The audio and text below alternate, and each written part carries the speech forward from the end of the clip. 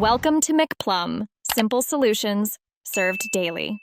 You begin by ensuring your merchant account is active and the terminal is charged. This avoids failed transactions. Once powered, pair the terminal with the Paymaya app or backoffice via Bluetooth or network so data syncs.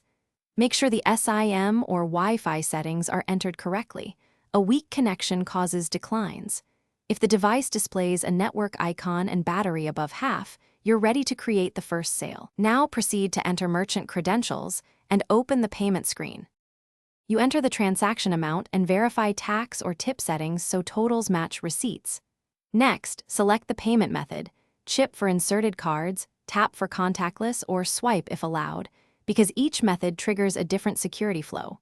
Once the customer interacts with the card, the terminal communicates with the processor for authorization. This can take a few seconds. Make sure to prompt the customer to leave card in place until the screen shows approved. After approval, choose receipt options and finalize the sale. You finalize by issuing a receipt, print or send via SMS/email, and confirm the approval code has been recorded so the ledger matches. Make sure to run end-of-day settlement to batch transactions and reduce chargeback risk.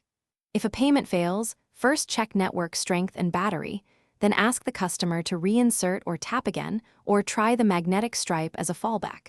If problems persist, reboot the terminal and reauthorize pairing with the Paymaya app before retrying the transaction. Thanks for watching. Stay juicy and subscribe.